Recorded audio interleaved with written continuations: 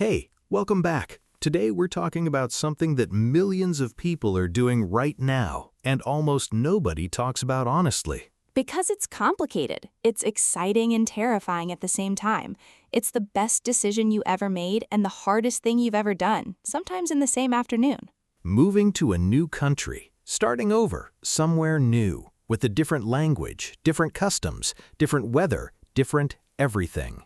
I'm Jake. And I'm Anna. Welcome to Speak First English, where we speak first and think second. Anna, I need to ask you something, and I want the honest answer. If you had to describe starting over in a new place in 3 words, what would those words be? Okay, 3 words. Terrifying, lonely, and alive. Alive? Alive. Because when everything is unfamiliar, when you don't know the streets, the faces, the rules, everything becomes vivid. You notice things. You feel things more. It's uncomfortable, yes, but it's also intensely alive. That's exactly it. The discomfort and the aliveness come together. You can't have one without the other. And today, we want to talk honestly about both, the difficulty and the possibility, the language you need to navigate the hardest parts, and the mindset that helps you not just survive, but actually build something new. For everyone who has moved, for everyone who is about to move, and for everyone who is dreaming of moving but is scared. This episode is for you. Today's topic, moving to a new country, how to start over. And we want to be real about what this episode is and isn't. It's not a practical guide about visas and paperwork. It's not a logistics lesson. It's about the inside of the experience, the emotional landscape of starting over, and the English you need to describe it, navigate it, and talk about it with the people around you.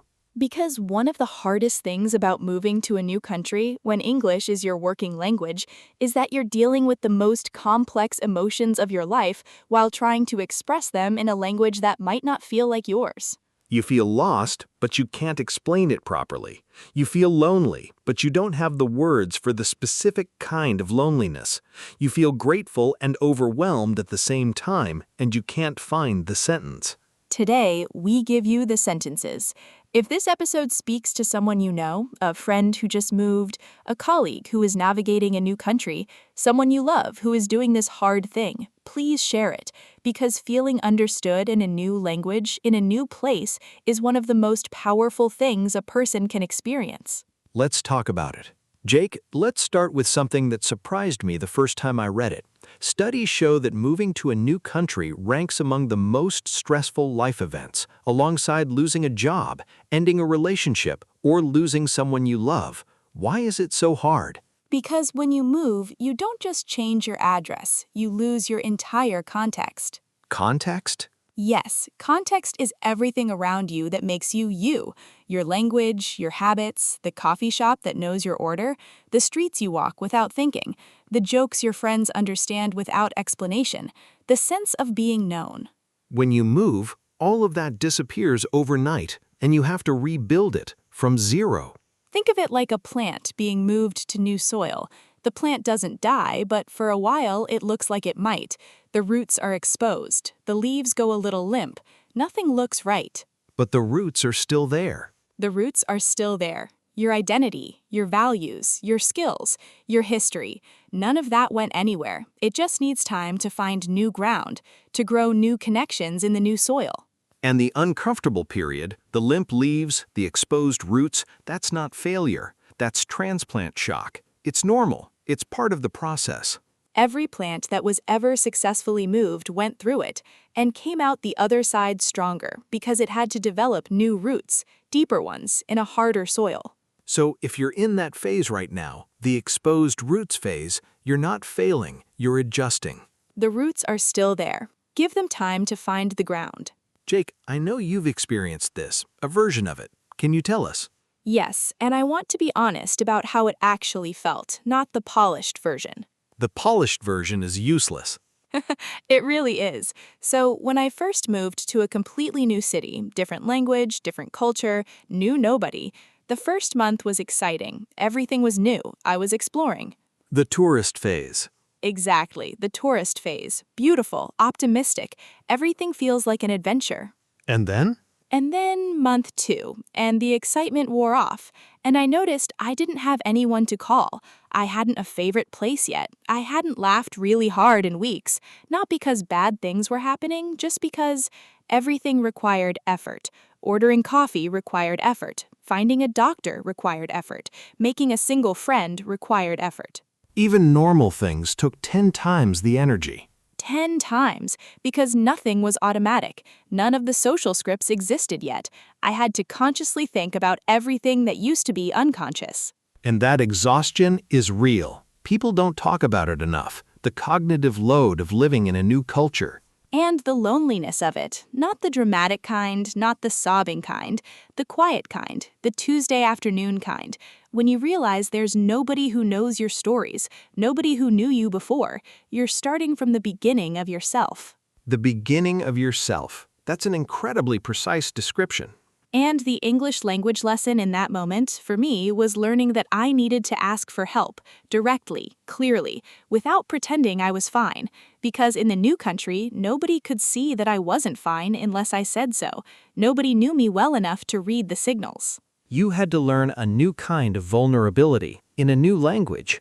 And that, once I learned it, was what opened everything. When I started saying honestly, I'm finding this harder than I expected, people leaned in, because most people who live away from where they grew up understand that feeling immediately. It's a universal language, even when the words are English. Let's get into the tips. Tip number 1, and this one brings immediate relief to almost everyone who hears it. Tip 1, name the phase you're in. Name the phase. When you move to a new country, you go through predictable phases. Not everyone in exactly the same order, but the phases exist, and knowing their names makes them less terrifying. Because when you're in a hard phase and you don't know it has a name, you think, something is wrong with me. But when you know the name, you think, this is the phase. It will change. Phase 1, the honeymoon phase. Everything is new, exciting, interesting. You feel brave and adventurous. Energy is high. Phase 2, culture shock. This is where the exhaustion sets in. Everything requires effort. Nothing is automatic. You miss home. You feel like an outsider. This is normal. This is expected. Phase 3, adjustment. Slowly, very slowly, things start to become automatic again. You learn the rules. You find your places. You build your routines. Phase 4, adaptation. You're not a tourist anymore. You're not fully local either. You're something new, a person with two worlds, and that is a rich, complicated, beautiful thing to be. Knowing these phases is like having a map on a difficult journey. You don't know exactly how long each part will take, but you know that the difficult stretch has an end, and that there's something on the other side of it. So the next time you feel exhausted, lonely, or out of place, instead of thinking, what is wrong with me, try, I'm in the culture shock phase. This is real, this is normal, and it changes. Name the phase, and give yourself the grace the phase deserves. Tip number 2. And this one sounds too simple until you try it, and then it doesn't sound simple at all. Tip 2, follow the one connection rule. One connection. Tell us. When you move somewhere new, the loneliness is real, and the natural response is to think, I need to make lots of friends, I need to build a whole social life, I need to find my community, and that is overwhelming, and it doesn't happen in a week. So the task seems impossible, and because it seems impossible, people do nothing, and the loneliness grows. The one connection rule is different. Instead of trying to build everything, just try to make one genuine connection this week. Not a friend yet, just one real moment with one real person. The cashier you had a real exchange with, the colleague you stayed behind to talk to for 5 extra minutes, the person in the language class you felt a small spark of recognition with. One, that's the goal. Because connection doesn't come from trying to build a social circle. It comes from small moments of genuine recognition, and those moments can happen anywhere if you're looking for them. And in English, here's the specific language. When you feel a small connection happening, extend it slightly. That's interesting. Where are you from originally? Or, I've been here about 3 months. Do you have any recommendations for a good place to eat nearby? These are not big asks, they're small extensions, and sometimes a small extension becomes a real conversation, and a real conversation, over time, becomes a real connection. Think of it like building a fire. You don't start with logs, you start with a single spark, then small kindling, then larger pieces, one spark at a time. The one connection rule. This week, one spark, just one. Tip number 3, and this one is the most specifically practical for English learners in a new country. Tip 3, learn the language of transition. The language of transition. What phrases does a person actually need when they're navigating a new country in English? Let's build the toolkit, because knowing these phrases removes the extra layer of language stress on top of the already existing life stress. First, I'm still finding my feet. This beautiful English expression means you're in the early stages of adjusting, not failing, not confused, but still getting used to things. I've only been here a few months. I'm still finding my feet. Second, I'm getting used to it. This means you're in the process of adjusting. It's not done, but it's happening. The weather here is so different. I'm still getting used to it. Third, back home, we usually. This phrase lets you share your culture without apologizing for it. It's curious and open. Back home, we usually eat dinner quite late. I'm adjusting to the earlier schedule here. Fourth, could you help me understand? This is the most useful phrase in any new country. It asks for help without feeling helpless. Could you help me understand how the healthcare system works here? Fifth, I'm still learning the ropes, a common English idiom meaning you're learning how things work in a new situation. It's only my 3rd month at the job. I'm still learning the ropes. Sixth, I miss. The simple, honest statement of homesickness. I really miss proper spring weather, or I miss having my family nearby. These sentences build connections. People respond to them with either recognition or curiosity, both open conversations. And one more, it's been a bigger adjustment than I expected. This is permission to be honest, not dramatic, just real. And people, especially people who have been through their own transitions, will respond to this with something valuable. The language of transition. These phrases are your navigation tools. They tell people where you are, and often they show people the way to help. Tip number 4, and this one is as much about well-being as it is about language. Tip 4. Keep one piece of home.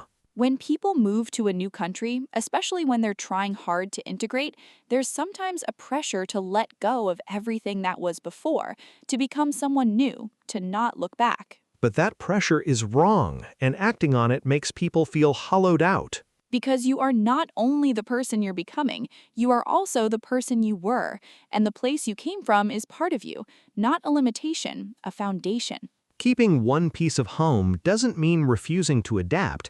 It means anchoring yourself in something familiar while everything else is unfamiliar. It might be a food you cook every Sunday, a language you speak with your family on the phone, a song you listen to when you miss where you came from, a tradition you keep, even alone in a new place. These things are not weakness. They are thread, connecting you to yourself across the distance. And in English conversations, talking about these pieces of home is one of the richest and most connecting things you can do. Back in Indonesia, every Sunday my family makes this dish. I still make it here because it makes me feel less far away. That sentence, that honest, specific sentence, tells a whole story and invites the other person to share theirs.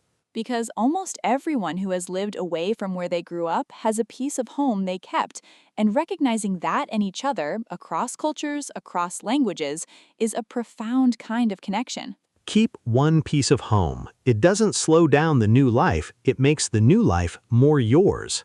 And our final tip, tip 5, and this one is the most important thing we want to leave you with. Tip 5, embrace the two-world identity. Two worlds. When you move to a new country and you stay, really stay, for years, something happens. You become someone who belongs to two places, someone who carries two cultures, two languages, two sets of references inside them. And for a long time, this feels like a problem, like you're neither here nor there, not fully from the old place anymore, not fully from the new place yet. But here's the truth that takes time to see. The two-world identity is not a problem. It is a gift. Because you see things that people from only one world can't see. You understand things about both cultures that those fully inside them cannot understand. You are a bridge. A bridge between cultures, between languages, between ways of seeing the world. And bridges are rare, and bridges are needed. I think about some of the most interesting people I've ever met, and almost all of them had lived somewhere that wasn't where they started. The movement had given them a dimension that's hard to acquire any other way. And in English, this identity has phrases. I grew up in Vietnam, but I've been living in Germany for 5 years. It's shaped how I see both places. Or, I'm Korean, but I was raised in Brazil. I sometimes feel like I'm translating between worlds, and I've come to love that. These sentences are not apologies for complicated identity. They're statements of richness. Because you are not less for having two worlds. You are more. The starting over doesn't erase where you started. It adds to it. The two-world identity. Embrace it, name it, speak it, in English, proudly. Anna, today we used some really important words that describe the experience of moving and starting over. Let's look at them. Yes, our word tour. These words will help you describe your own journey, wherever you are in it, in real English conversations. First word, adapt or adaptation. To adapt means to change or adjust to a new environment or situation. Adaptation is that process. Adapting to a new culture takes time, and that's completely normal. Or, she adapted faster than she expected, but the first month was still hard. Next, transition. A transition is a process of changing from one state or situation to another. Moving abroad is a major life transition. Or, I'm in a transition period. I'm still figuring out what my life looks like here. Then, integrate or integration. To integrate means to become part of a new place or group, while keeping your own identity. Integration is that process of becoming part. I'm slowly integrating into my new community. Or, integration doesn't mean forgetting where you came from. It means growing into a new place without losing yourself. We also used resilience. Resilience is the ability to recover quickly from difficult situations, to keep going after hardship. Moving to a new country builds resilience, whether you want it to or not. Or, I didn't know I had this much resilience until I had to use it. And homesickness. Homesickness is the feeling of longing for home, for familiar places, people, and routines. I didn't expect to feel homesick. I thought I was ready to leave. Or, homesickness doesn't mean you made the wrong choice. It means you loved where you came from. And one more, belonging. Belonging is the feeling of being accepted, included, and in the right place. It's one of the deepest human needs. It took 2 years before I felt a real sense of belonging here. Or, belonging doesn't always come from the country. Sometimes it comes from finding your people, wherever they are. Your Speaking Gym challenge today. Use one of today's phrases in a real conversation or in the comments. I'm still finding my feet, or back home we usually. Pick one. Try it. Before we finish, 4 things for wherever you are in your journey. Step 1. Name your phase. Honestly, right now, are you in the honeymoon phase, culture shock, adjustment, adaptation? Name it, because named things are navigable things. Step 2. Identify one connection this week. Not a friend, just one genuine moment with one real person. One spark.